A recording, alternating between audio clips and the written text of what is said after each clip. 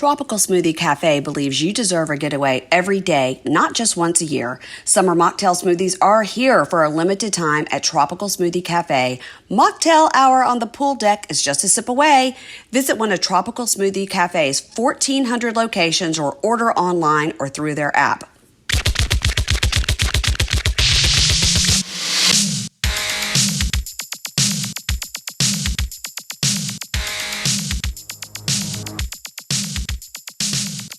Hey, everybody, welcome to Pink Shade. It's Mugshot Monday. It's Malfeasance Monday. I'm never prepared with the sticker like I should be.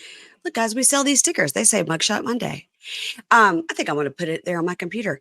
I want to let you guys know number one, if you hear things, my son just got back from his week-long beach week with his friends, so he decided to take a shower on the wall right there. And Keisha's on vacation, but very fittingly, she's got bunk beds behind her. I'm a real bunkie today. I'm about the bunk life. Yes, I am. So you putting James on the top and you're on the bottom, or who gets the top? No, bunk? actually, so there's a queen size bed as well. So we actually have been sleeping in the queen size bed. We slept in a queen size bed comfortably for years. I'm like talking when he was 400, I was 350. And people would always look at us and say, how is that possible? Yes. But we slept like that comfortable. We did not get a king size bed until like 5 years ago. That's wild. So Dave and I, when we first got married, we had a little place in Old Town Alexandria where everything is very narrow because it's from the olden times when people were tiny. Right. And like the closets are this big and they're short. And I was like, I guess everybody was short and tiny. Right. Or had little clothes. I don't know. Not great for somebody who's 6'4". And so we can only fit a queen size bed. And so for that first year and a half, almost 2 years we were married before we bought our first place, we slept in a queen bed. And sometimes now, if we go places, they only have a queen bed. I'm like, how are we going to make it? How? Right. And he's tall, but we're like regular size. And right. In the king bed, I have a pillow wall in the middle. I have that too. I got to so when I roll in each direction, I have my pillows just like I want them. Pillows, yes, I agree. Yeah, there's no other way to sleep. I haven't even had that this week, but I have passed out every single night. I have slept like a rock. I haven't even noticed that he's been in the bed with me. Really? Well, he's doing something wrong, I guess. I don't know. Like the first night, I'm surprised he haven't tried to poke me and say, oops, it was just because we have no space. Ew. The first night, I didn't even know I didn't even know he got into the bed. Until the next morning, I was like, did you sleep in the bed with me? He's like, yeah. Like, I didn't even notice. You're having a good time then. We've been comfortable. Yeah. Good. We've been drinking a lot too. So that's what I've assumed. I think that has something to do with it. Yeah. Mm-hmm. Oh my gosh. Well, speaking of drinking a lot, my son just got back from his beach trip and I'm so happy he's home. And I don't know how I'm going to survive when he leaves me to go to college. Oh my gosh. I know. You're going to be a mess. I know. And every day, if we didn't hear from him, I would send a group text, John, proof of life. And he would be like, give like a selfie with him and like his friends behind him. And, I'm like, okay, all right. And I feel like boys are worse with communicating than girls as far as checking in when they're away. Yeah. I mean, he's pretty good. If you just say, hey, proof of life, he'll send proof of life. Yeah. But I don't like it. And listen, he used to go to camp for a month and he was gone for a month and 3.5 weeks. And I had no way to get into it. Was letters only. I had to like literally wait by ye old mailbox to get a letter. No, I couldn't do that. Yeah. You go online and look at the pictures and just like desperately search for a picture. But, but no, so I don't, but I guess there I knew where he was and he was safe. And you know what I mean? Coming back in a certain time, like, because I was picking him up. Yeah. Yeah. This is leaving his safety up to fate and a boy named Peter. So, Is that his roommate? No, Peter was the guy who drove him on this trip. And I was like, so you guys didn't sleep last night. You got up at the butt crack of dawn. He was literally, when I woke up, there was a text on my phone. I'll be home in 15 minutes. And it's a 4.5, 5 hour drive. So I was like, you didn't sleep at all. I was like, I bet you didn't sleep. He goes, no, I did. But he has, because he didn't follow mom's rules about the sunscreen, he has a giant scab on his nose where he sunburned his nose and then it I was that like, bad? It's a scab. It is disgusting. Oh no. Yeah. Yeah. So he literally walked in the door and I had my finger ready with the Aquaphor. I was like, boop, right on the nose. And then I was You just still need me. You need me. See, you can't even put on sunscreen. And then he showed me some nasty cut on his heel. I was like, bleh! I go, ooh, I go, that looks infected. I was like, here's what I told him. I was like, get in the shower and just like pat it with soap and water. When you get out, pat it dry. We're going to let it air dry and then we're going to bandage it. And he's like, oh, I'm probably going to be asleep all day. I go, I'll just bandage it while you're sleeping. I go, because that looks like you might lose a foot. I mean, like, what did he cut it on? He didn't know. He didn't know. Of course not. They're like you. He's like you on your vacation. He's just having a good time. I'm just like, oh, okay. Yeah. It's 1 a.m. Let's fix a sandwich. And yeah, just kind of like today, like we're on the beach. And so every day, you know me, I'm like glammed up. I know. But this wind has been so disrespectful. Today, I said, just fuck it. I'm not curling my hair. I'm not doing anything to it because it's totally pointless. And not to mention, it was storming the whole drive here. 6-hour drive. It was like hurricane weather. No, that's so scary when you're driving. I hate that. And then it was raining here. So we came to a place that had the same weather that we had back at home. Right. Well, like, who does that? We have a major heat wave going on. Every day has been like 99, 100. And if you're in the shade, it's not bad because it's not humid, like, but yeah. Every day the dog's been getting literally like a half of a walk. Like we'll get halfway down the street and they just turn around. They're like, nope. We're done. Yeah. We're done. Yeah. So that's weather talk with Mary Payne and Keisha. Yes. And what are you doing though, Keisha? When you're on the beach and you got all that hair, what do you do? Do you just ponytail it? Do you bun it? What do you do if it's windy like that? Oh, you're so cute. Yeah. You assume that I would be on the beach. Oh, okay. No, so you're not. No. Okay. No, these feet have not touched the sand at all. No. Like we're in a nice condo where it's right on the water. Okay. So James and I sat on the patio and we pretended like we were kings and queens looking down at the peasants. It's like, look at the peasants down there. Look at those idiots. Yeah. Look at them. Yeah. So like the group that we're with, they're taking their kids on the beach today. Okay. So I'm like, James, there's a couple of art galleries around here. I want to check it out. We're just going to go do our own thing because I'm not getting on the beach at all. But it's been super windy, not even on the beach. Okay. So, all right. Okay. So you got your cute little hat on. So you'll just do that. Yeah. Okay. Today, yeah, because yesterday we were out and about.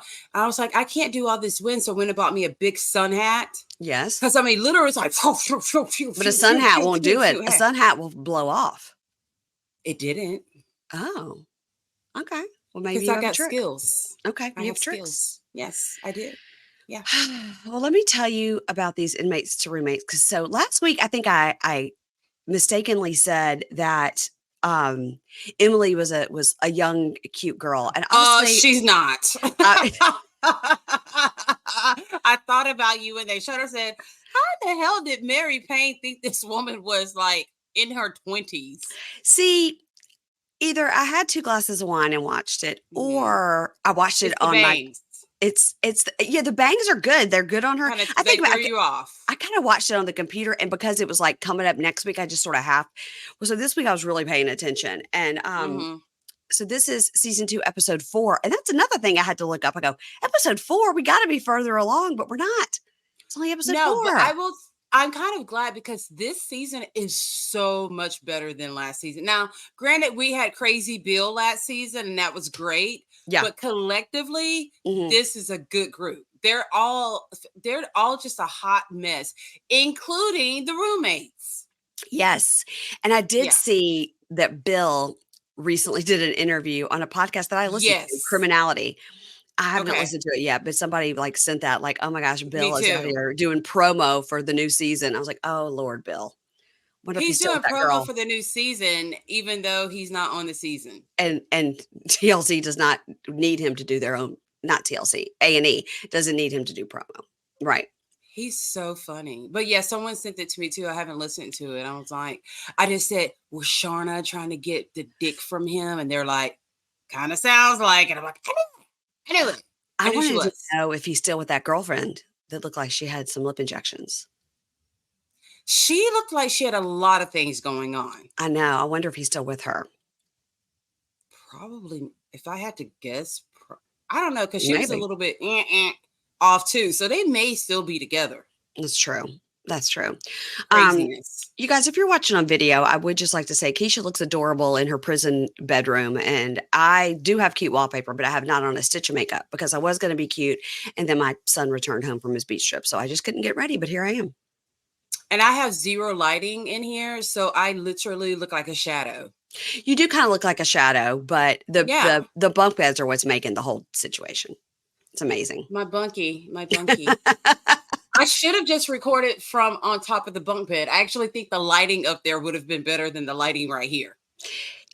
Katie of Katie and Kimberly, at one point was in like a rental house or something, and there was bunk beds that like came with it that they couldn't move, and she hung sheets and blankets all around it to make it like a prison cell. But she recorded in there, like she stuck her head in that hole and recorded in there. That's what. See, I should have thought about that because I mean the lighting is bad in here. I'm not so sure how the sound is working in here. It's just this is. I'm ghetto today. This is just ghetto. Working from home, working on vacation. It's the summer. It's going to happen all summer. Yeah. So just welcome to Pink Shade if you're new. Okay. So season 2, episode 4, I thrive on chaos. So let's start with Emily and Jason. Okay. Jason, we see that mugshot that we've seen that is scary. And that should be like the movie poster for every satanic movie that comes out from him here on out.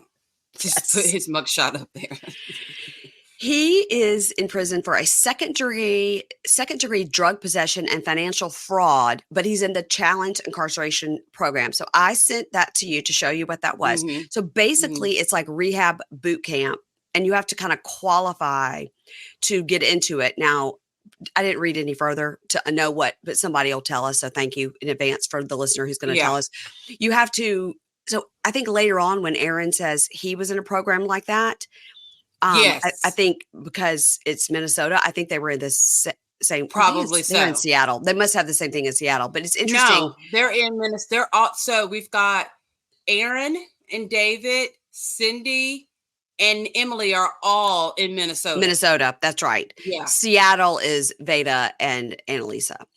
Yes. Okay. So yeah, so he's in this. There's 2 of them in Minnesota. He was at one called like Willow Run or something. But I looked it up, and it looks like it'd be better than being in prison, because at least you could like work out and go to therapy and go to AA or NA or whatever you need. And maybe like in his case, maybe he's super, super smart and they're trying to use like their brains for good instead of evil. Yeah, but I think he's just going to continue to use it for evil. Boy, oh boy, you got to wonder though, when you see that mugshot and then you see him now and he's so thin now. Yeah. You wonder, did he have all those teeth in that mugshot, or did he lose them in prison and they just like took them out like they did with our other friend over there in Love After Lockup?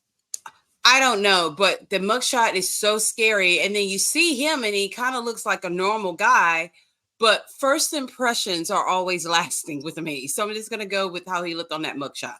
That's him. God, he's scary looking. So we meet Emily, who won't tell us her age. Should we guess what her age is? You're going to guess first. Okay. I'm going to say I'm 55. So I'm going to say she's 56. You think she really? Because I think she looks way older. Oh. I think she's like younger than that, but just has had a hard life. See, I think she's about my age, but just looks like hard living.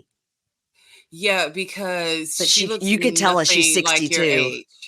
You could say 62 or 42, and I would believe it.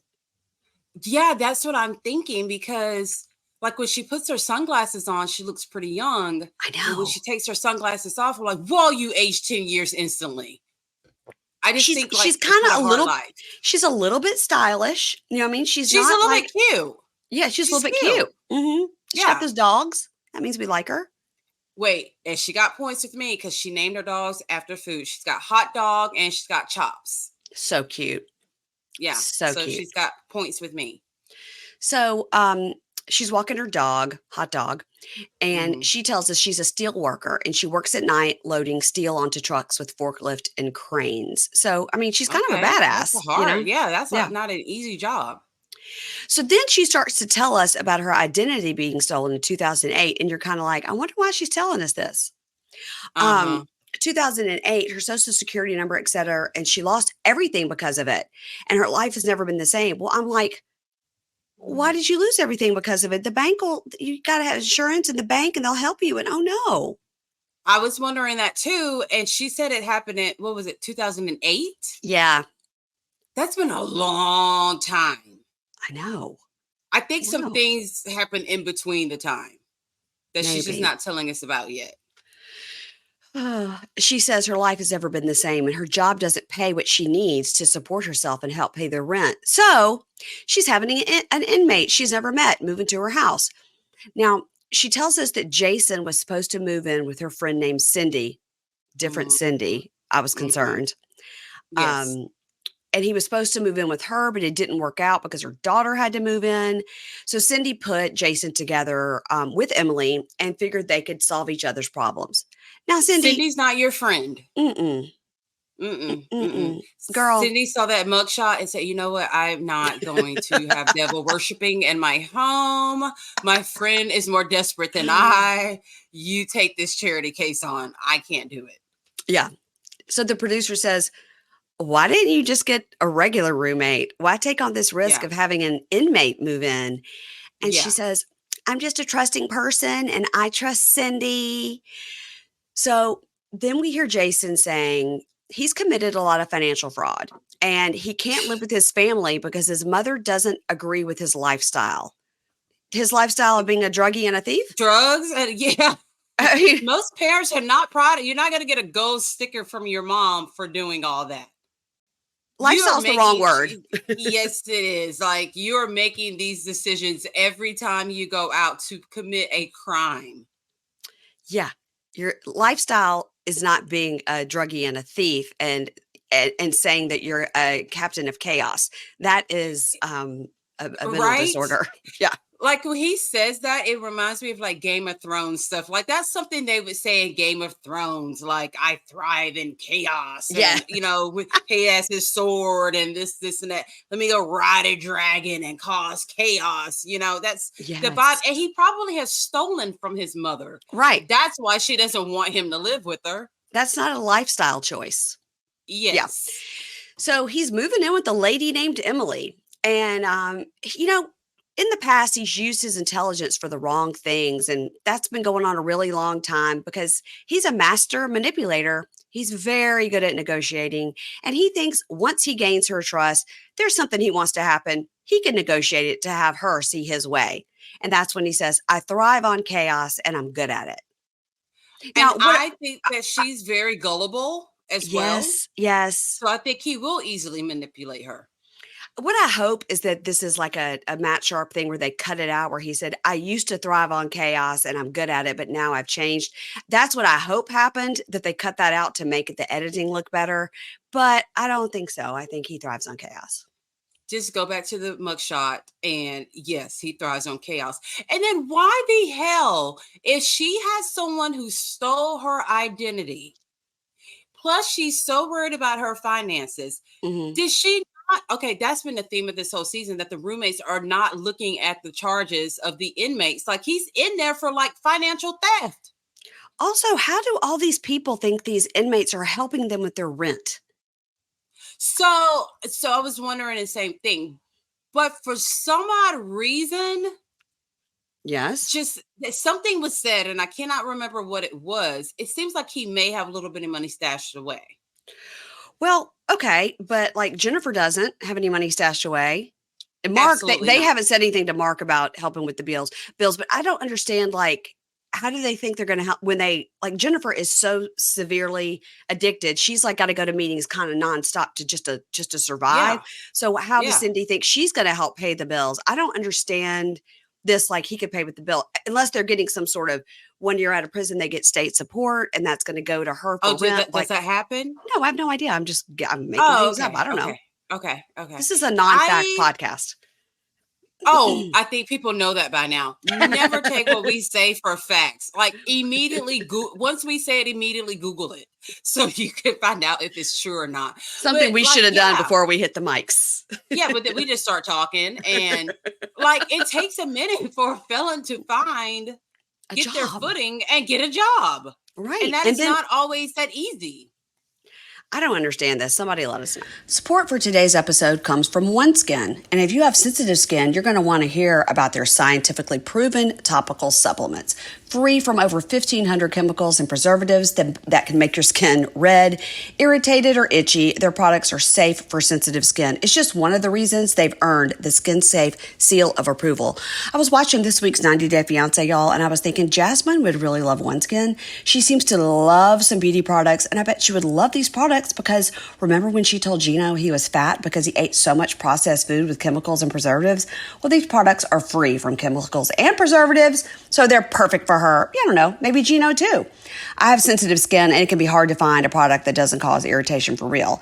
The OneSkin products are formulated with soothing ingredients and natural antioxidants. Plus, they're gentle enough to use every day, even if you have sensitive skin. I love the eye cream and the face cream. I literally use them every single day. You just wash your face and apply, and you can use other products that you like, no problem. For a limited time, you can try OneSkin for 15% off using the code PINKSHADE when you check out at oneskin.co. Give your skin the scientifically proven gentle care it deserves with OneSkin. OneSkin is the world's first skin longevity company. By focusing on the cellular aspects of aging, OneSkin keeps your skin looking and acting younger for longer. Get started today with 15% off using code PINKSHADE at oneskin.co. That's 15% off at oneskin.co with code PINKSHADE. And after you purchase, they'll say, hey, where did you hear about OneSkin? And please tell them you heard it here. Thanks. So they're chatting on the phone while she's walking the dog. And he goes, man, I can't wait to get out, eat some good food and see some girls. And she goes, not at my house. Okay. And he goes, okay, I'll see you tomorrow. I'm super grateful you're letting me stay there. And when we see each other, we can sort out the rules and parameters and the money and everything. And she goes, all righty, bye. Come on, hot dog. She just hurt money. Yeah, she just hurt money. So I think it was when he said that, I was thinking, okay, maybe he's got a little bit of money stashed away somewhere. Okay, how? From being a drug dealer? Did he have a job when he worked in the prison? Like we've seen some of them that have the job in the prison, they get like a real job, not like a 12 cents an hour job. Maybe he did, or maybe he's got some of that drug money stashed away. I believe if you're gonna, my theory, I will date a prisoner if he's got like money stashed away from his drug dealing days. Yeah, an offshore account's a good thing. Yeah. That's what I like. If I had to date a prisoner, that is who I would date. But I just have a feeling like he's got, I don't know, like he's got a little bit of money. So if he were in the same kind of program that Aaron was in, maybe Aaron has a little bit of money too, because they haven't discussed money at all. But Aaron got kicked out of that and had to go back to prison. That's right. He has to go back to prison. That's why you're Mary Payne, because you remember all the things and I forget them very quickly. Somehow when I write it down, I remember it better. If I don't have 2 glasses of wine while I'm taking the notes. Last night I only had half of a glass of wine. I feel great. There you go. Look at me. Okay, so the producer asked her, why would you have Jason come and live with you when he's committed identity theft and that happened to you? Yeah. And she goes, yeah, I really hate telling people that because it does make me sound like I'm nuts, like I'm crazy. But, when you're desperate for something, you'll do things you wouldn't normally do. And, I could sit here all day long think about the things that might happen, but we'll see. Okay. Like, what happened to the days where people went on Craigslist and just found a roommate? Well, you might end up with somebody like Jason anyway, Yeah. I just don't understand this. Like, they're probably about the same age, and she's an attractive woman. He's kind of a good-looking guy, and this is weird. This is weird. I don't think she's his type at all. Oh, no. I think he's just totally going for the hookers. He likes a dollar hooker. Yeah, a ratchet white girl, as we say on this show. Yes. That's his type right there. Okay, so she leaves the house and says bye to the dogs. And as she's driving, she calls her friend Cyndi. Why does she have her purse on her shoulder while she's driving? 'Cause that's a real grandma move. So my mom says the same thing. So I have this Gucci strap on. I mean, not strap on, but crossbody. And it's small. It's like this small. Yes. Yeah. And so if I have it on and I get in the car, I just keep it on. My mom's like, how do you drive with that purse on? I said, literally, I forget that I have it on. It's just that comfortable.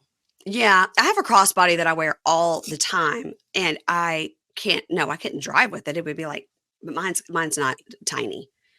Yeah, I mean, I do it all the time, and I literally forget that it's even there. It doesn't bother me at all, but it bothers my mother's soul when But she sees me. did you see Emily? She had her regular purse on her shoulder, not crossbody. Oh, I didn't even On her here we go, grandma. Like it's like when my husband's mom used to come to our house and she would come from the upstairs to the downstairs with her like 400-pound handbag. I don't know what the hell, like it had books in there. Then she would sit with her handbag and then she would like go to the kitchen to get to, I was like, no one's going to steal your handbag between the living room and the kitchen. Like you can go get some coffee and rest assured it'll be the only thing. You might have a toddler run by and swipe something, but I mean, so I think sometimes it's just like, and plus for this woman, she's had her identity stolen. So she's like, I'm driving, but I'm keeping it close. Right. I didn't notice the purse at all. But when you said it, I was assuming it was a crossbody. No, it was just right on the shoulder when she was driving. It's hilarious. Oh yeah, that is funny. So, okay. So she's talking to Cyndi and she says, oh, Cyndi, what do you think? Do you think he's going to pull it together? And she says, I hope so. Be positive, pray for the worst, think for the best, whatever that saying is. You know what I'm saying? And Cindy's like, long as it ain't me. Cindy's like, my air quotes daughter's got to live with me. So you can't. Right, so I got to go home and check on my daughter, Cyndi. Uh-huh. So Jason is being released today after serving more than 3 years for drug possession. And he comes out and he says, oh my gosh, I'm so glad I'm getting out of this place. He says, I am motivated to change my life a little bit so I don't ever come back. A little bit. At least he was honest. Thanks her. He says, thank you so much for picking me up and taking a chance on me. And she's so nervous. She's like looking at the ground and she's like clinging to her pocketbook. And she goes, why don't we go get some food and eat? And because I work at night and I want to talk about the rules, like nobody in the house when I'm gone. And he goes, well, I hope that's negotiable. And then he reminds us he's very good at manipulation and he definitely don't want to throw any parties, but he wants to like see some girls. And if he has to circumvent the rules, he will. He'll just do his thing, whatever.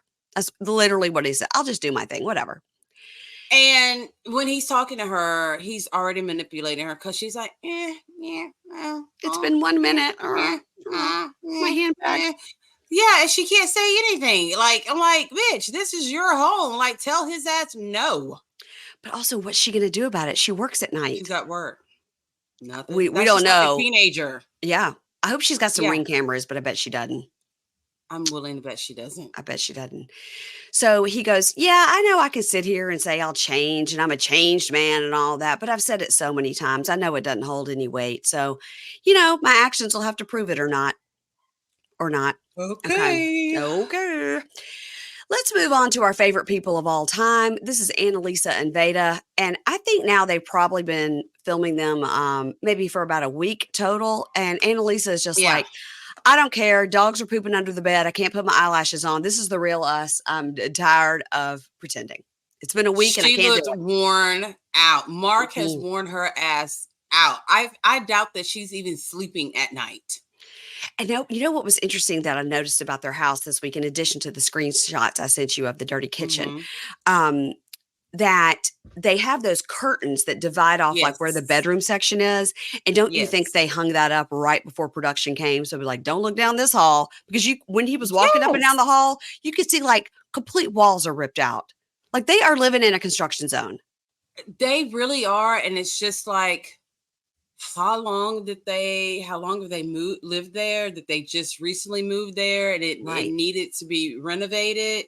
Or have they always lived there? And that is just how it is. Yeah. I sure wish somebody in this house that's above the age of 18, of which there's 3 of them in the house, would get these dogs to stop barking. But such as working from home. So All right, so we open with Joe, the producer, is walking into Vada and Annalisa's house. It's like, ooh, breaking the fourth wall. And she says, Mark's not here. He wanted us to tell you that he's sick, but he's not sick.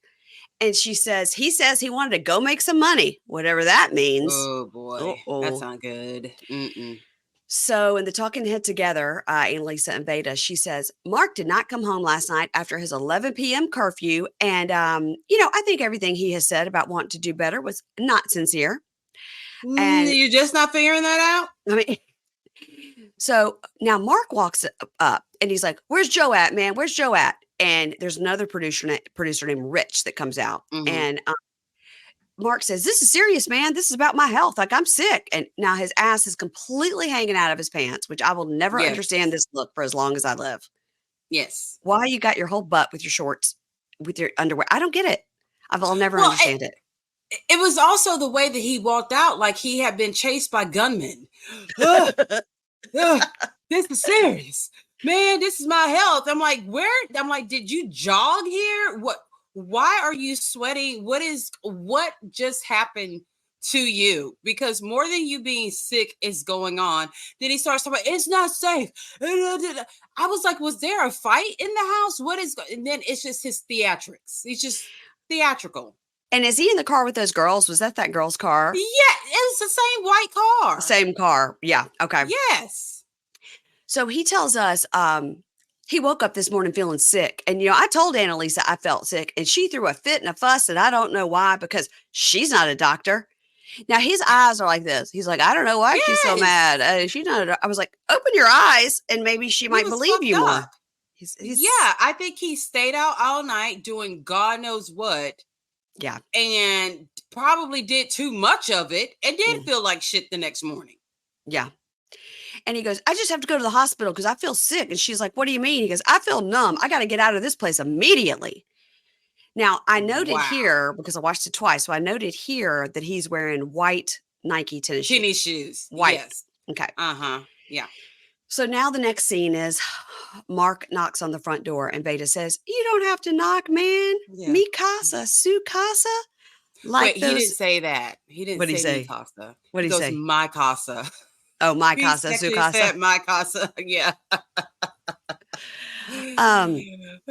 He says, I like those new Jordans, man. I know. That is not a good sign. At all. So it's been 7 hours since Mark left Vada and Annalisa's house to go to the hospital after feeling sick. So he sits down and Vada goes, how was the hospital? And he goes, it was cool. Okay.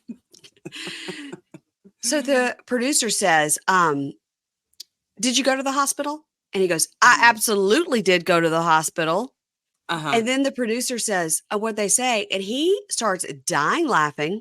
Yes. Dying laughing. He goes, I got a confirmation to come back another day. Okay. That's not what? That's not what they do at the hospital. Payne, what? I am a person who has had to frequent to a hospital. Yes. Okay. They have never, ever, ever suggested that I come back another day. They have actually suggested that I stay. Right. That could be because I have really good insurance. I'm not quite sure. But I've never, ever, ever heard of someone be saying, come back to the hospital. Now, at a doctor's appointment, they will say, you know what? Let's run these labs. I want you to come back tomorrow so we can discuss these labs. Yeah. But never, ever a hospital. Like, I think that's almost against the law to turn away a patient at a hospital. He says, I got a confirmation to come back another day. What does that even mean? Here's your appointment to come back to the hospital? It's not how the hospital works. Is he waiting on a COVID test result? I mean, I thought what happened to the Rapids? No. I tried to make sense of this. I'm like, this is bullshit. Like, I'm not going to let this guy dumb me down. And he was laughing. And he was laughing. Yeah. And he wasn't even like smirking. I mean, his eyes were half closed and he was laughing. Yes. So Analisa walks in and says, how was your day? And he goes, it was chill. And she goes, what hospital did you go to? And he goes, I'm not in prison. I don't have to answer to you. And now in the talking head together, Analisa and Vada, she goes, he's wearing nice new Jordans. And last time I checked, they don't sell tennis shoes at the hospital. what do you think, Vada? And Vada goes, I don't know any hospital where they sell tennis shoes. I was like, they're so funny. they're They so really, funny. really are just naturally funny people. And I don't even think they realize how funny that they are. You're Just right. them. And she says, I noticed you got some nice new shoes. How long did they keep you at that hospital today? And he says, quit worrying about what I'm doing. And so Vada tries to step in and kind of intervene there. And Analisa says, Yeah. look, I'm just trying to ask questions. If he's going to get smart like that, I'm just trying to figure out where he's going to stay. So I don't like that she constantly does that. But he has already broken their number one rule, which is be home by 11. Well, he came in breaking rules. Let's just be honest. That's right. That's right. But I do not like how she constantly just like, waves it over his head. I can kick you out. I can kick you out. I can kick you out. Now, granted, I would have already kicked his ass out. Me too. But I don't like that she just like either kick him out or let him stay. One or the other. You need to pick, but quit just saying it all the time. Like, I don't like that. Vada is really trying to save this kid, and I don't. Maybe at the end of the season we'll be like, "Can you believe it? Mark turned his life around," but I don't think so. I would. That would be great and wonderful and totally unexpected. Yeah, but because this kid's an asshole. Yeah, he's an asshole. He's just an asshole. He's a pompous jerk. Yes, he is. So Mark says, "Look, this ain't the crib for me, and y'all didn't even clean up my room or anything to get ready for me to come, and it all just feels weird. And there's dog shit in there all under the bed." And she goes, "Where? No, there's not. Where? Okay." Yeah. And then she's all confident. "Let's go see it. You show me where this dog poo is under there. Let's go." And he goes, "All right." He goes, "Just look under the bed. It's there." And so, oh my God, there is dog poop under the bed. That is gross. So funny. That is disgusting. That was hilarious because she's like, "It sure is. Look at that." And Vada goes, "Damn." And Vada is saying damn over and over. And he gets on his back and is trying to get, he gets turned on his belly. And he's like, "Pick up the bed." When he says, he's like, "Damn, oh, damn." He says damn so many times. Because it is gross. But also Mark could have either cleaned it up or he could have told them, "Hey, there's dog shit under the bed." Yeah. And Analisa says, "Lord, yeah, that room is a mess. I hope y'all don't put that on TV." Analisa, your house wasn't ready to be on television. The whole period. House. Again, the whole house was not ready. HGTV. Hear our prayers. We need a home renovation show with Analisa and Mark. And let us know how long this has been going on, because it seems like maybe it's been for years. Yes. Yeah. So, but you know what? I did notice on Vada when he was crawling under that bed, poor thing, that his pants had like paint splatter all over him. So maybe he's supposed to be renovating the house and he's not doing anything. Well, that's the problem when you have your husband renovate the house. Yes. Your house is never going to get done. No. Mm-mm. So she goes back in and says to Mark, "Now, I apologize for that because I didn't know. I didn't know." And he goes, "Well, you should have had that room prepared. You had ample time knowing I was coming." And she goes, "She did." And she goes, "Well, you should just be thankful for whatever you got." Actually, okay, well, they both have a point, but now she's embarrassed and being rude, Yeah, and then here's the thing. She did get his room together. Who knows when obviously the small dog went in there and shit in there. I don't think that there was dog shit underneath the bed the first night that he was there. No, I think it's been since he stayed out all night. I think so too, because when they showed the poop, it wasn't like old poop. Gross. You can't even talk about dog poop? No, I can't. I cannot. Oh, see, you're worse than James. No. Like, he has to go put on gloves and everything to pick up dog poop. Okay, well, I'm not like that, but I just, like, sometimes Dave will come in from a walk and be like, "Oh, the dog's poop." I was like, look. He's trying to give me details about it. And I'm like, I don't need to know. He texted me yesterday, "Oh, we went on the walk and Violet threw up." I go, "Who? Who threw up?" He said, "Violet." I go, "Oh, no." And then he just described the throw up to me. I go, all I needed to know was throw up. I didn't need to know any details about what it looked like. Okay, I really didn't. I'm Dave. Oh. I give all the details and I do. There's a couple of things I'm not going to even tell you that I do because you may actually say, "I don't want to talk to you ever again." I'm about to throw up right now. There's certain things you need to know so you know when there's something going on with your dog's health. We've got to quit. I'm going to throw. Y'all are going to be describing my throw up here in a minute. Okay.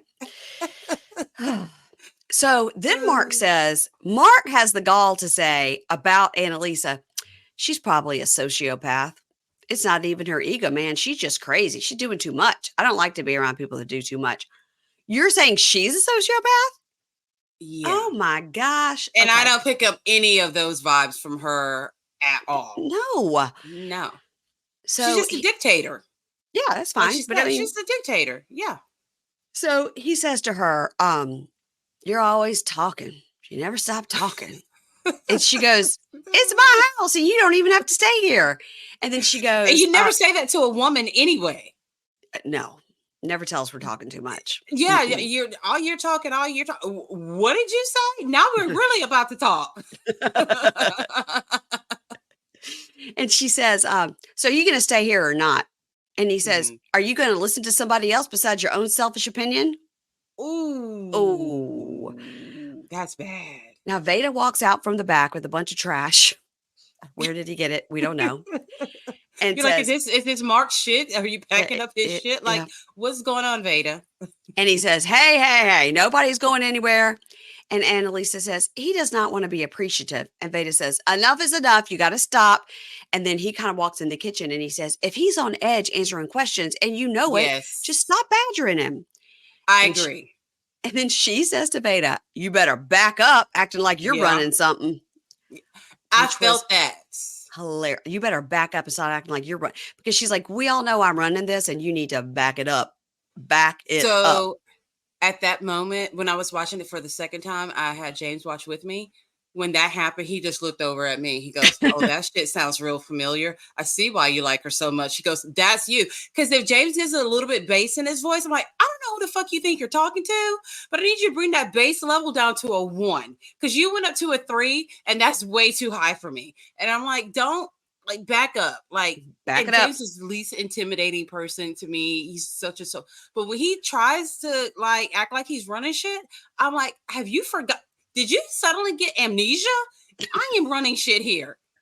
That's real cute how you tried to act like you're running things and he's like, yes, ma'am. Yeah. So I felt that. She said that shit with her chest. Yes. Yeah. And so she goes, you better talk to that young man about his mouth. And Vada goes, I am, but I'm not going to do it in front of you because that's not how men talk. And when he said that's Vada. Not how men talk, I was like, is Vada from the South? There's something Southern about him. I agree. There's something about, he's just a good guy. I know. He can't renovate his house. He needs to hire somebody for that, but he is sweet. Yeah. He's very, very sweet. He wants to help this kid. I love the fact that he lets his crazy wife be crazy.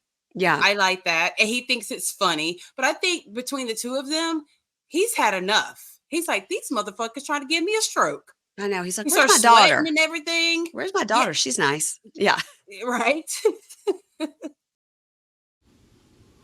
This podcast is sponsored by Greenlight. When you're a parent, you'll have your fair share of big talks with your kids, and one of those big talks should involve money, and Greenlight can help with that.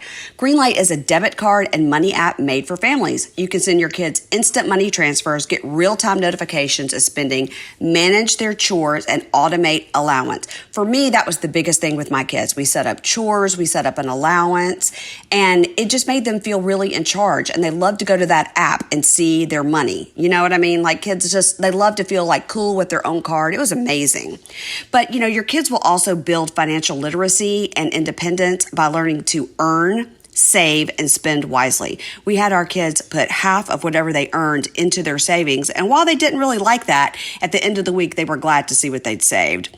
The Greenlight app also comes with an in-app financial literacy game called Level Up, and that'll help kids build money confidence through videos, bite-sized challenges, mini games, and more.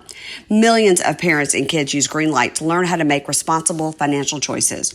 So stop putting off the money talk and start putting your kids on the right path. Sign up for the Greenlight today and get your first month free at greenlight.com/pinkshade. That's greenlight.com/pinkshade to try Greenlight for free. Greenlight.com/pinkshade. So Mark is in the kitchen getting some cereal. Now it was Cinnamon Toast Crunch, but did you notice the whole back of the cereal box was in Spanish? Oh, it was Cinnamon Toast Crunch. I thought it was like Chex, like Chex It. It Like was Cinnamon Toast Cinnamon Toast Crunch, Crunch. and the Uh-huh. whole back of the box was in Spanish. And it's because I paused it on something to write something down. I was like, "No, wait a Uh-huh. minute." So Well, so it depends on the location where the store is. well, Like they're if in it's in an Seattle. They're not near the Mexican border. They're in Seattle. but it could be like a predominantly section neighborhood where there's a high population of Hispanic people. Okay, maybe. So like where we are right now, we're like at the very bottom of Texas, like Yeah. right by the border. So when we went to the HEB, a lot of things were in Spanish. Interesting. Okay, well, I was Yeah. wondering, Mhm. like, I was like, "Did they order that shit off of Spanish Amazon?" Like, what Oh, so but I wouldn't put it past Analisa to do something like that. yeah. So, okay, so he's in the kitchen getting some Spanish Cinnamon Toast Crunch, and and he sits on the couch, and he's laughing on the couch, and she says, "You enjoying this, huh? All this chaos you're causing, you and your devilish behavior." And he laughs 'Cause some it more. is. He laughs some more, and he goes, "That's a good one. I didn't hear that. I never heard that before." He's sobering up because he's getting some, Yes. food, Yeah. and she says, "You got a smart mouth, and I don't have to keep you here." And Veda says, "I'm gonna talk to Mark, and I'm gonna ask for you to leave the room." So Yes. Yeah. now they're at the kitchen table, and Mark says, I'm not trying to talk." And Veda, who I don't know if they turned up a heat lamp on him or what happened, but I know. that man from the top of his head it Yeah. is rolling, the sweat is rolling down his face while he's talking. It looks like someone went like threw a bucket of water on top of his Yes. head. Yeah, I think Yes.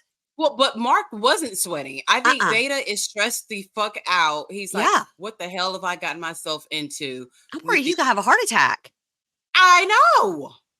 We need to check on Veda. I need to see if he's got like Facebook or something like that. Make sure he survives this season. Make sure It's he's okay. it's worrisome. Now Mark was in a tank top, but Annalisa was in a Yeah. sweater. So I was like, what's happening with the temperature of this I don't know. house? There's a lot going on. Poor Mark.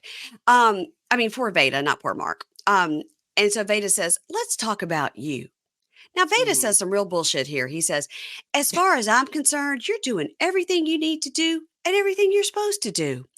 All I need is for when you come home, I need for you and Annalisa to get along. I know you can do this, and I want you here." I was like, I this mean, man, he's not doing everything he needs to do and doing everything he's supposed to do. He said, "I got to okay. go out and make some money," and came home with some new Jordans. Huh? He did do that. Yeah. I think he's trying to like go to the bare minimum. You're Uh-huh. getting up every day, you're eating every day, you're getting vitamin D every day, and you're coming home. Like he hasn't left for days. I think Okay. that's really to the point that Veda's gotten at. Like you are coming in every day, kind of as a check-in. You Uh-huh. kind of know that you're okay. I think that's all he really meant. That's all he could mean. Oh my God. And then he goes, "Now, give me a hug, man." And Mark looks Yeah. over at him and is like, "Ew." All that sweat, his back was just wet. Like, My nah, God. bruh. I'm He, good with the hugs. We're good. We're good. he goes, It's all right. That's all right." And he goes, "Give me a handshake then. Give me a handshake, man." Yeah. And Mark's like, "Okay, bro, I got to go take a nap now that you got that dog poop out of my room. I'm going to go take a nap." And Um, after I'm coming down from my high and I've filled my belly with that good, what did you call it? Spanish Spanish cinnamon cinnamon toast crunch. and that moo moo milk because they look like they drink moo moo milk. Yeah. The people that were here with, I'm like, y'all drink moo moo milk? He was like, what the fuck is moo moo milk? I'm like, cow milk. That's what I call it now. Moo moo milk. What milk do you drink? You drink like soy milk or We only almond drink milk? almond milk. That is Almond milk. it. Okay. Yeah. And then Well, I he was don't like, drink milk what at kind all. of well, and he was like, "What kind of milk do y'all drink?" And James is like, nut milk." I'm like, you're so stupid. But yeah. We don't drink milk at all, but we just always have a thing of milk for like if I'm making something, I need something like when I do Right. eggs, I do a little splash of milk in there. But Yeah. Yeah. we used to, I mean, John Gilbert would sit every morning before school and have a giant bowl of cereal, dry, no, Dry. no milk. He would have a bowl of dry cereal and some water. I'm like, that's disgusting. Well, did he eat it with a spoon? Yeah, with a spoon. He did not eat dry cereal with a spoon. Mary Payne, get him tested. Yes, he did. It was so weird. I was like, I'll make you some banana nut bread or something. He's like, no, I like this. And I was just like, crunch, crunch, crunch. I was like, with a spoon? With a spoon. Yeah. That's why he didn't like the milk on it. It's weird. Weird. I have to admit, that's a little bit weird. I know. Now he just eats, whatever's put in front of him. He just inhale everything. Yeah. Teenage boy. All right. So Cyndi and Jennifer. Okay. Oh boy. Now, Jennifer gets in the car. They're starting their 2-hour drive back home. They got some ice cream. She's so excited. She's got pizza and ice cream. I mean, what could be better?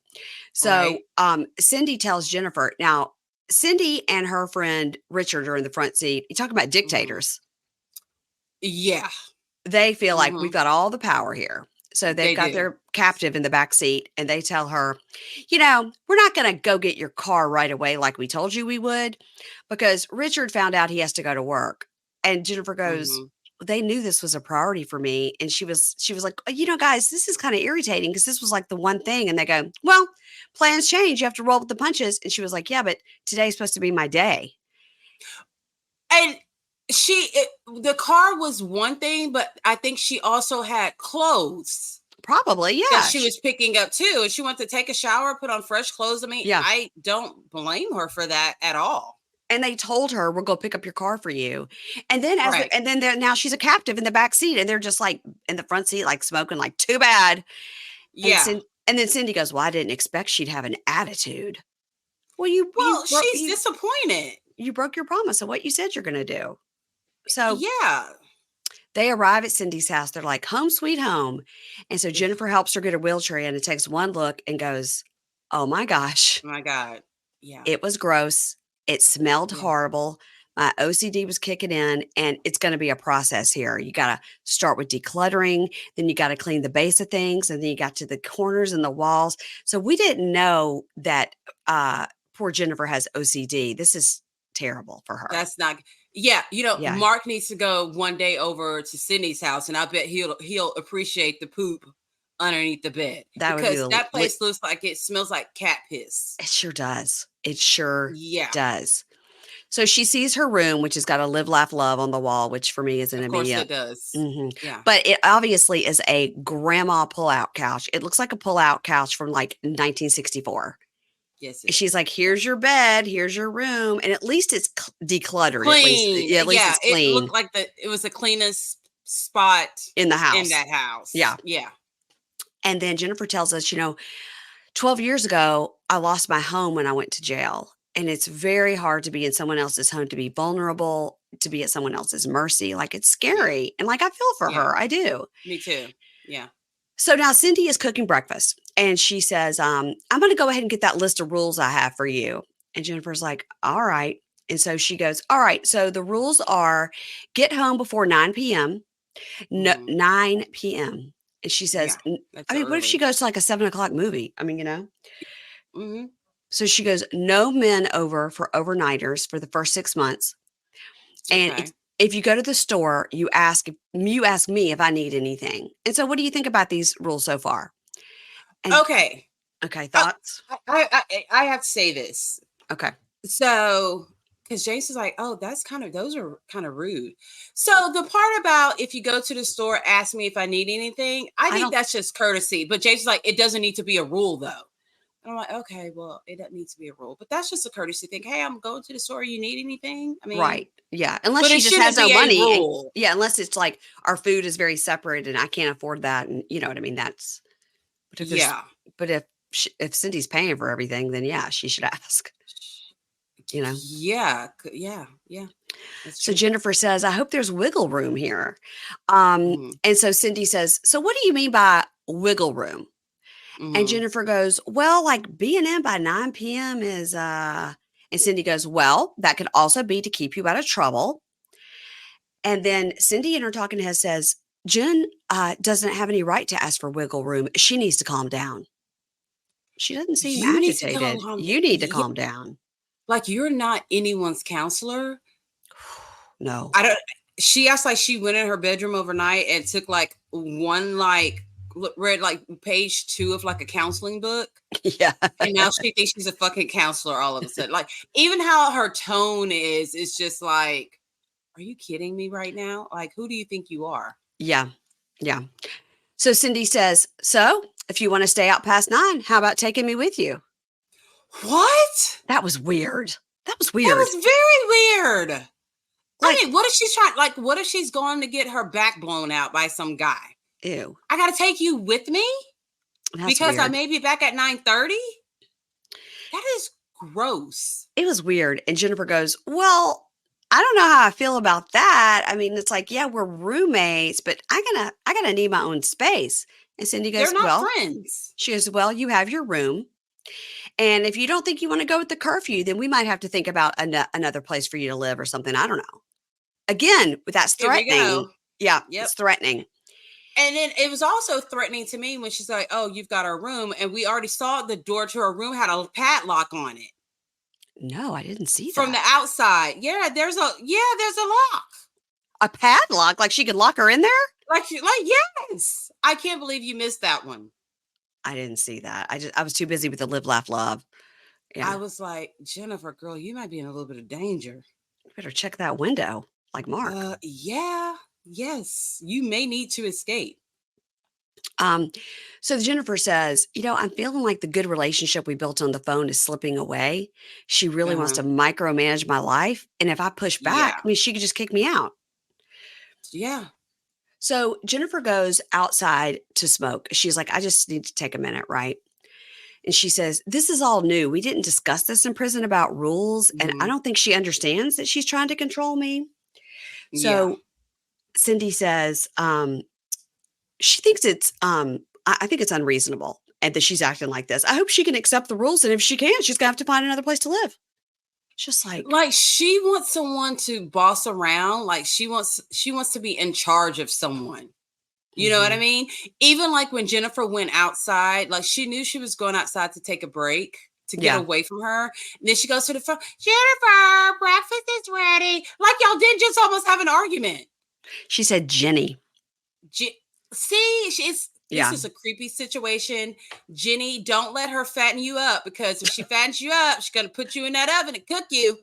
Like the witch and Hansel and Gretel. I was about to say, what was that? Hansel and Gretel. And do you remember? Do you remember that movie Chitty Chitty Bang Bang, where there was a guy who would come around, take the kids, and then he would eat them? Is that what that movie is about?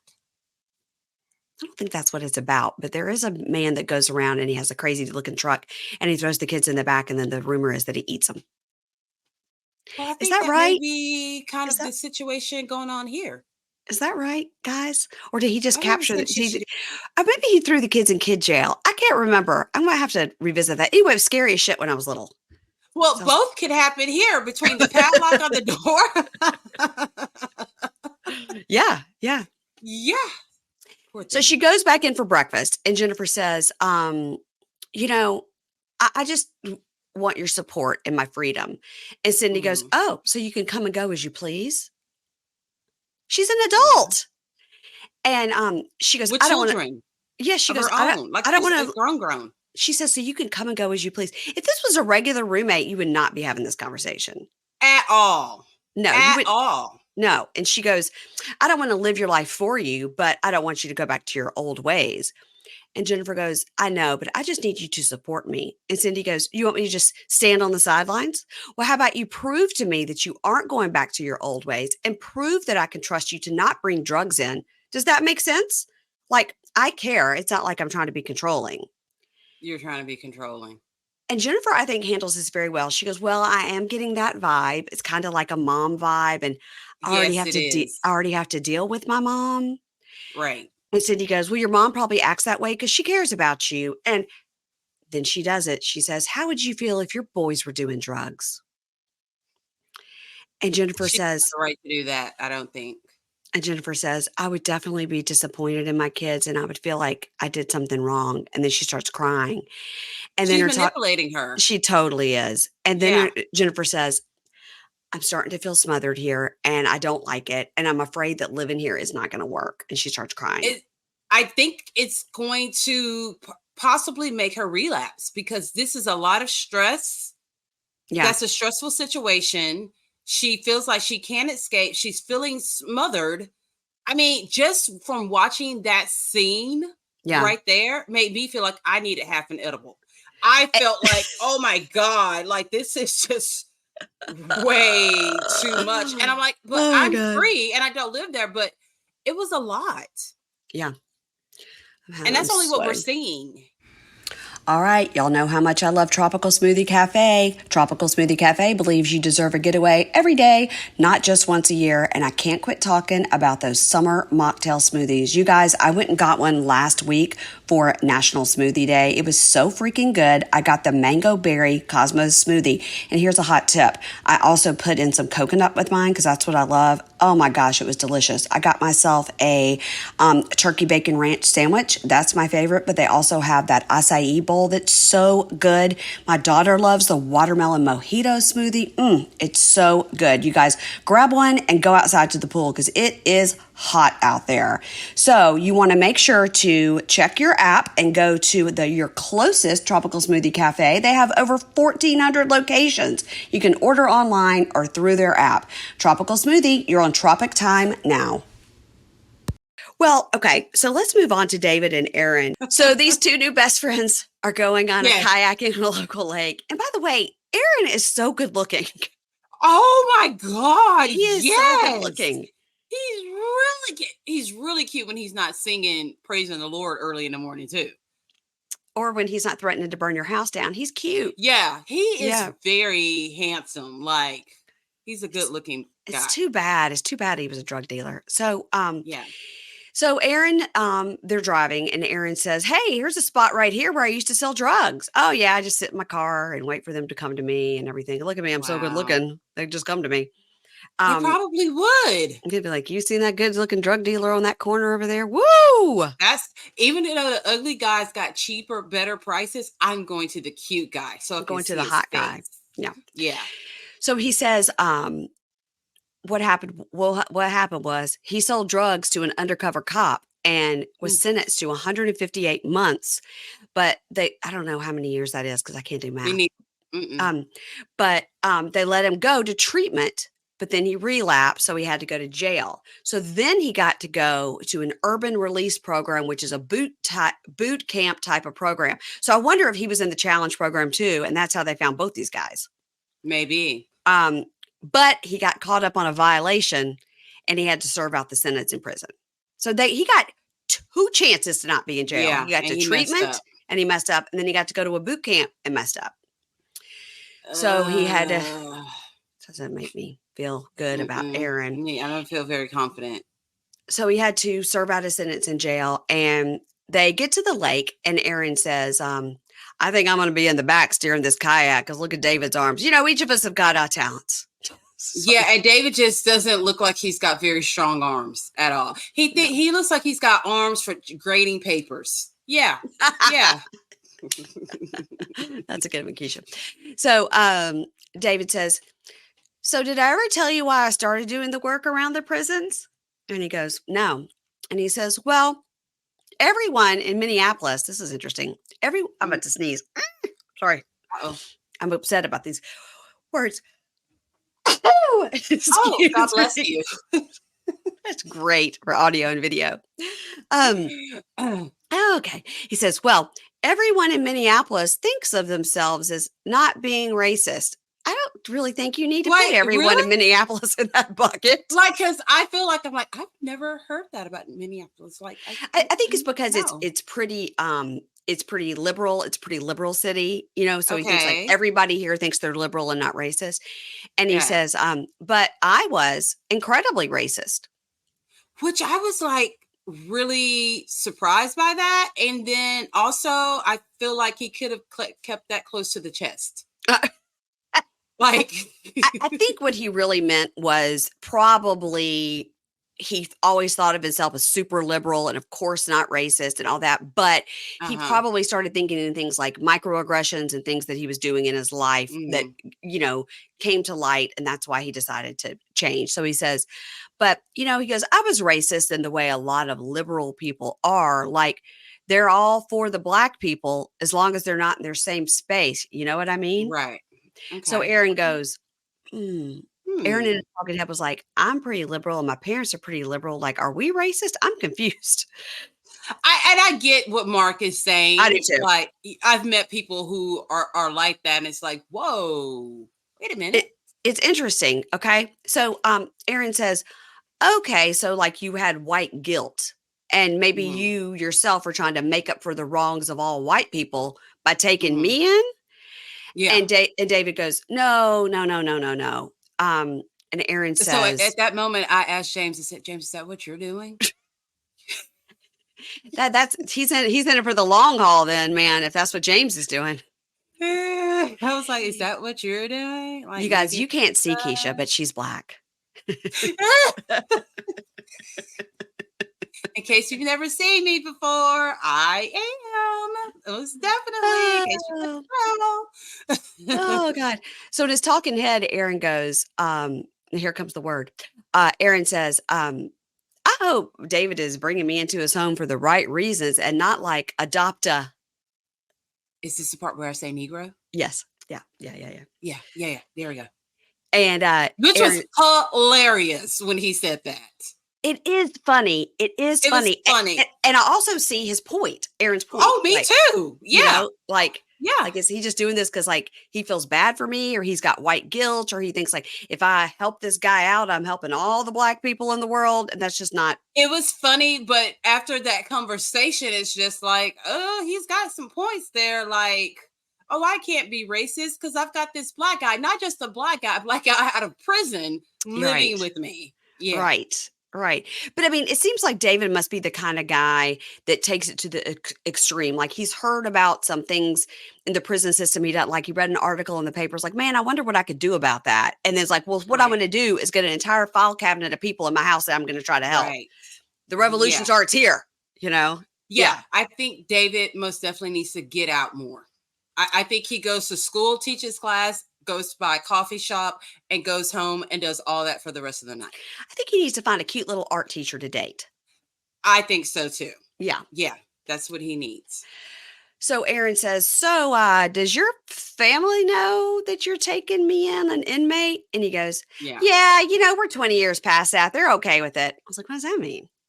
They've known you're crazy for 20 years? I don't know. Or has he, I know they live somewhere else. Have they not lived like in the same area for 20 years? Or I don't know. That's a big question mark because I didn't understand what that meant. Or like for 20 years, they've been trying to change me. I don't know. And so, so then Aaron goes, so you're not still racist, are you? Because I'm black.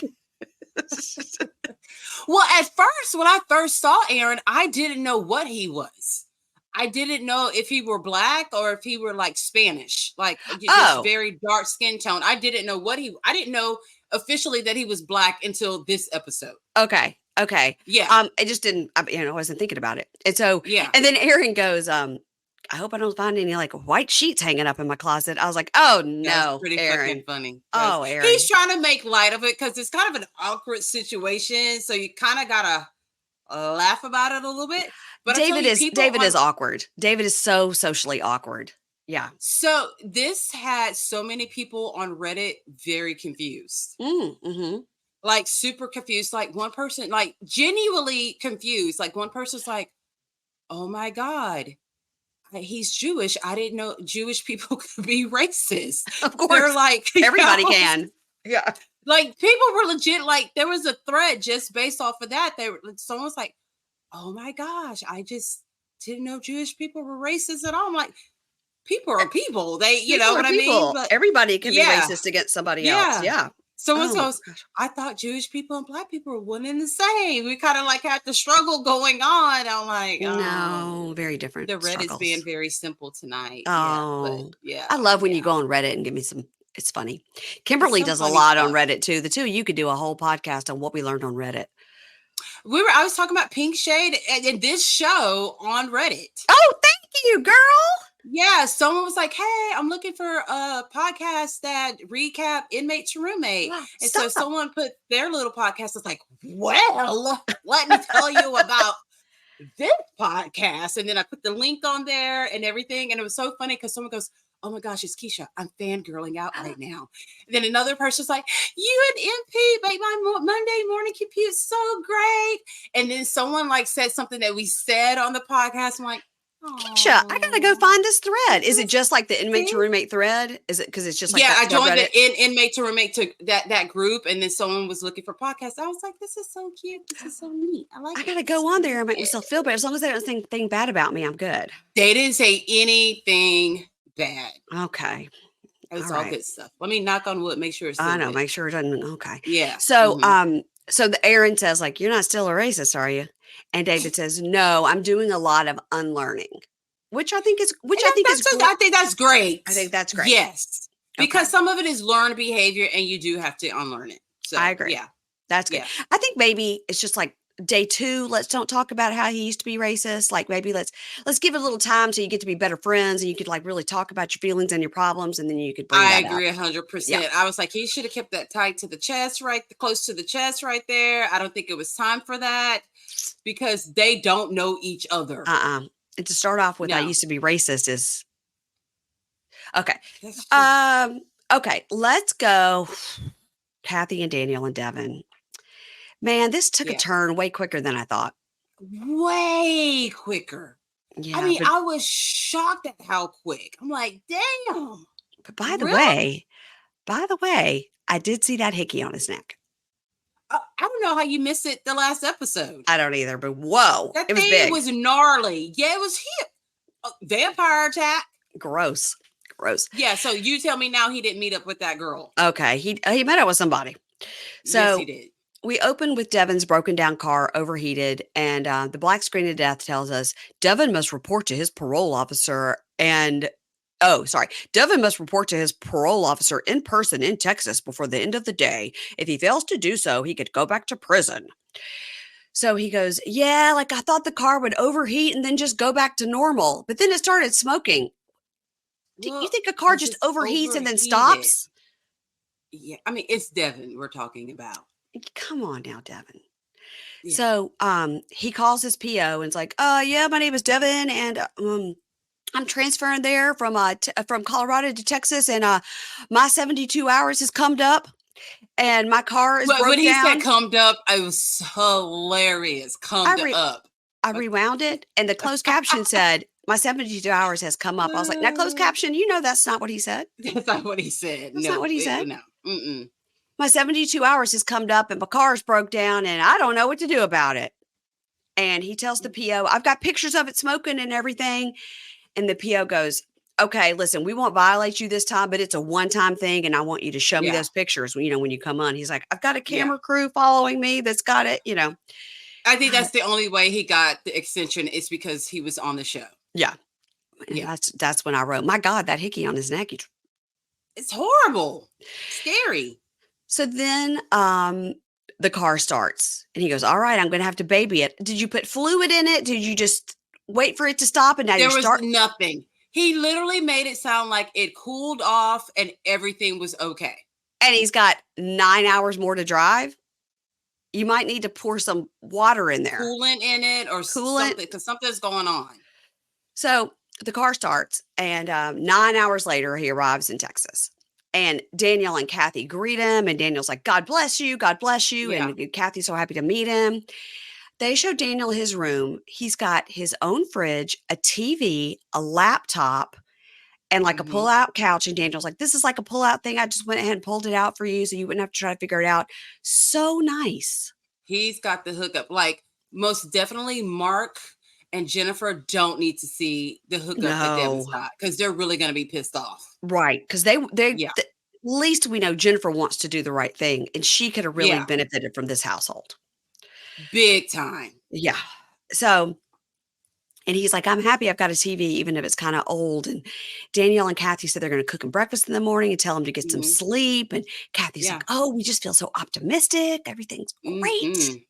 Yeah. Now's the next morning. It's breakfast time. And Kathy's going to make a skillet breakfast. She's got some onions going. It looks good. Yeah. It looks like a good breakfast. Yeah.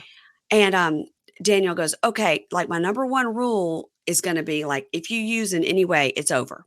And he says, that's understandable. He says, these are the 4 because remember that Daniel and Kathy, are both they're both addicts. Yeah, both. Yeah.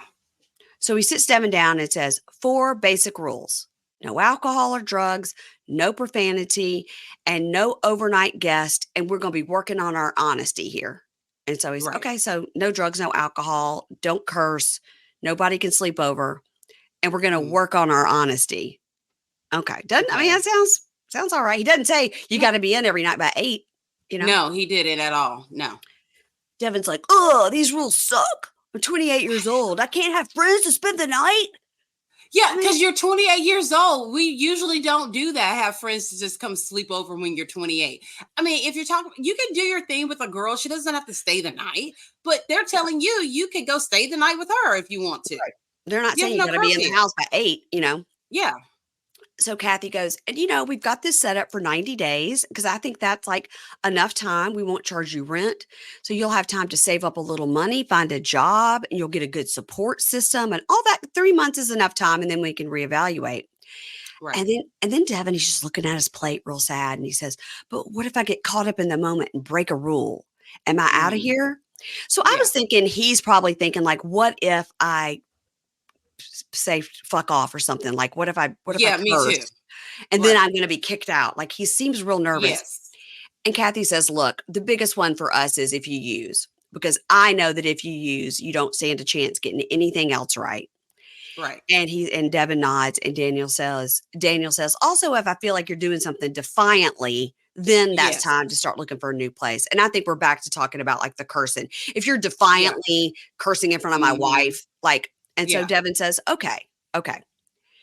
These are the best rules that we've had so far.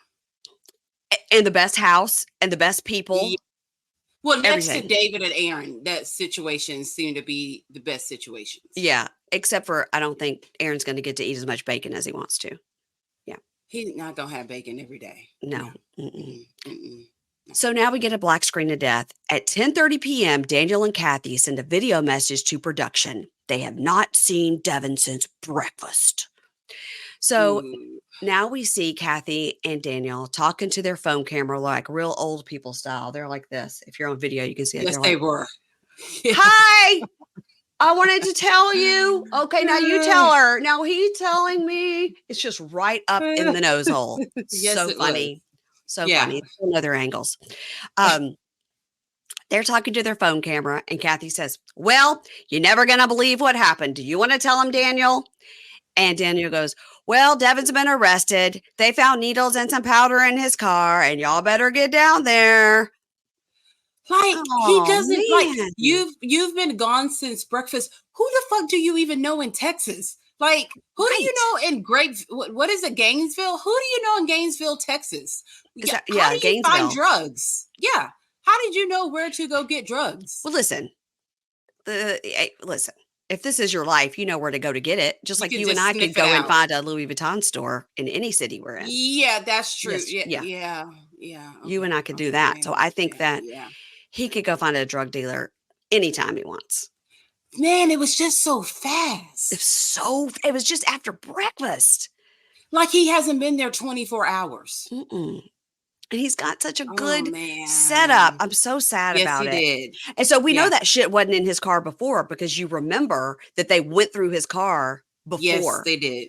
Yeah. Because unfortunately, they didn't check the oil or the coolant in it while they were doing that search. They didn't do that. But yeah, they searched it down. Yeah. So next time on Inmate to Roommate, Emily talks to Jason and says, now I'm leaving for work. So promise me you won't have anybody over when I'm home. This is when they're at the diner. And he goes, listen, I've been gone for 3.5 years and I want to get some whoop. And I'm not going to lie, And she goes, huh?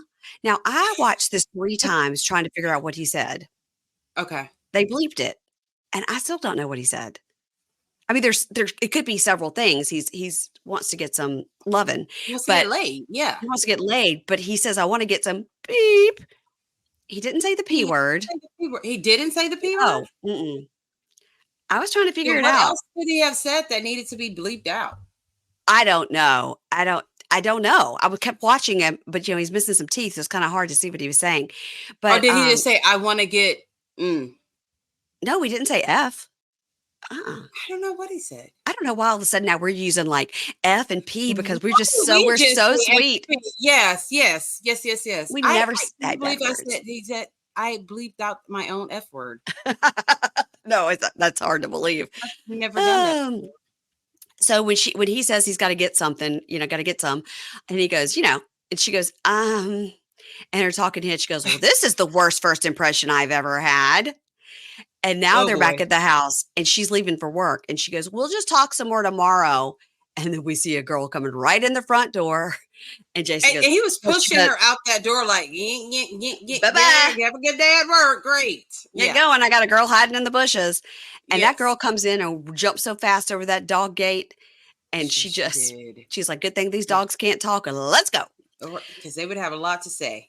And then he says, what she doesn't know won't hurt her. But of course, I'm thinking she's definitely got a Ring camera that saw that girl coming in. You think so? Yeah. I don't know if she She's can gonna afford find that. out. She's got the neighbor watching or something. True. Now, Analisa says, right now, I'm willing to work with Mark, and my focus is on him getting a job. So for some reason, they have a backyard meeting. Interview. Yeah. And interviews. We see them in the yard. And Mark says, I'd rather not learn anything about no 9 to 5 at all. Uh-huh. And she says, have you ever had a job? And he goes, yeah, street pharmacist. Vada just laughs and laughs. Annalisa's like, you better shut up, Vada. You better stop laughing. Kind of funny though. You guys, they need their own show. Not with Mark. Just these two need their own show. They are so funny. They should do a home renovation show because I think we could see a lot of bickering going on just them trying to renovate that home. Yeah, I would be gold. So then we see Marisol and Jim going again to pick up Mickey. Yeah. And we see Jim ask Mickey. Now, Mickey's got like a little cross tattoo under his eye. Yeah. Are we surprised? Does that mean he killed somebody or he's got Jesus under his eye? I don't know. He probably just did it so he can impress Jim a little bit more. See, brother? Don't you see it, brother?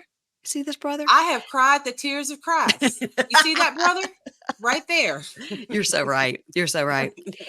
So Jim asked Mickey, brother, have you been honest with me the whole way through, man? And we see him going, ooh. Now, Danielle and Kathy are sitting outside in their yard on their swing, and they speak to Devin, who's probably calling from prison. We don't know. And Devin says, hey, no matter what you think, you guys did turn your back on me.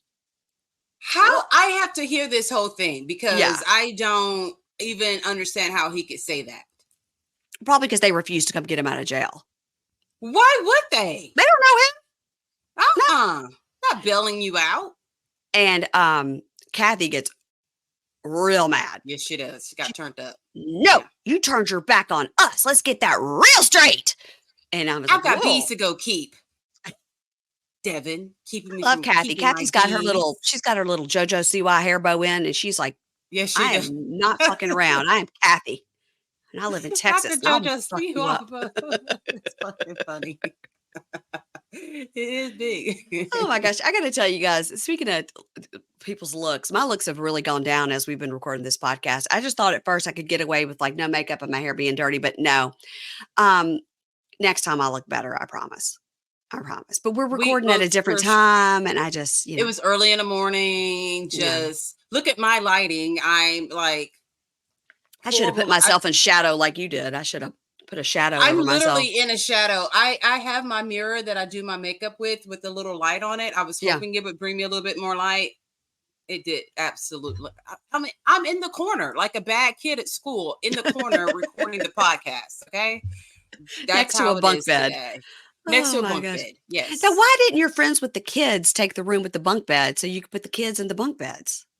Well, the kids have a room with 2 sets of bunk beds. Oh, so it's like a beach house where they make it so like, everybody can bring lots of kids and stuff. Y'all could have brought Mila and put her right there on that bunk bed. No, we could not. Mila needs to be at home with her mom. Although she did ask, could she come? I was like, no. Who's watching the doggies? Who's watching the doggies? Skylar's in charge of the dogs. She's been sending me pictures, telling me what they're doing. Yeah. Because Sushi goes into depression when I'm not there. So he spends the majority. He sits at the door. Yeah. He's dogs don't eat not when gonna I'm miss a gone. meal. Oh, Well, okay. he's My not dogs gonna won't miss a eat when meal. I'm He's gone. gonna eat. But he will sit at the door just waiting. So Skylar has to go get him. He gets to sleep in Skylar's bed with her. Marvel does too. And he's getting older. So I feel more guilty the older that he's getting about leaving him and him being sad. But they feed him extra snacks and this, and that. And my mom claims that with me gone, the house is just so fucking quiet. Well, that's probably true, but also it is your house. Yeah. I make everyone like act up. Like I said, has Mila been quiet? She goes, yeah, Mila's been quiet. It's like, how is that possible? No. She says that they all say the dogs don't act up. They say the dogs don't even bark while I'm gone. Speaking of barking dogs, mine are barking. Oh God. Well, Ginger just goes on hunger strikes when we leave. Like just won't eat for like days. And then you have to, John, last time we left, John sat on the floor with her and hand fed her all her food. Mm-hmm. She'll get like one bite of food and go sit in her bed and slowly chew it and just look real sad. I know. Don't you hate that? It makes me feel so dramatic. Guilty. I mean, I FaceTime Sushi and just you think Sushi understands what an iPhone is? He hears my voice. Oh, but then he's probably running around the house looking for you. It's more confusing, I think. I'm not there. He doesn't smell me, but I mean, believe me, he gets all the extra loving. He's loving sleeping in Skylar's bed and all that good shit. So I think next time you should take Sushi to the beach on the beach. Just put Sushi in a little carrier and take him to the art gallery and all the fun stuff you're doing today. But he bites. Well, that's true. Just James. I would literally have to have he bites old people. He bites babies. Yeah, I've told you like all the horror stories. Like he bites if someone looks at me, he's like, argh. He's ready to bite. It's not just James. He's bitten every child in our family. Mm-hmm. Keisha, this sounds like a health hazard. That's my boy, though. He's just overly protective of his mommy. My gosh, the people are going to come after you now. Oh boy. Everybody, you know that Keisha has a great podcast called The Libra Lounge with Keisha, and she talks about things over there like what's happening with Kenya Moore and Mama June. Pop culture, gossip, things like that. Mm-hmm. And you can follow her on Instagram at The Libra Lounge with Keisha. And you can follow me on Instagram at Pink Shade Pod. And if you want to see this will be on YouTube. And I apologize that I look like I just got out of bed because I did. But next week, I promise I'll be way cuter. Okay? Yeah, we're both going to do better next week. We're both going to do better next week. We're going to do better. Yeah. But sometimes it is what it is. And you got to record. And we said we do video for every Monday. So here it is. Yeah. Yeah. Also, guys, for next week, not next week, this current week that we're in, Tuesday, I'll have Kimberly. We're going to do Happily Ever After. And then the next week, we're switching over to The Other Way. And this week also, we will have Doug Beaton on to talk about Real Housewives of New Jersey. And that will be video as well. And I will be in Mississippi taking my son to college orientation. So, Hey Bunky will be a little late. It will be coming out on that Sunday instead of Friday. And then also Monday, which is when this is coming out, you'll have your episode of MILF Manor over on the $10 level. And you guys, almost everybody on that cast has reached out to me on to do a show, to do a podcast. Some are requesting to come on and some are just letting me know that they're loving it. Okay.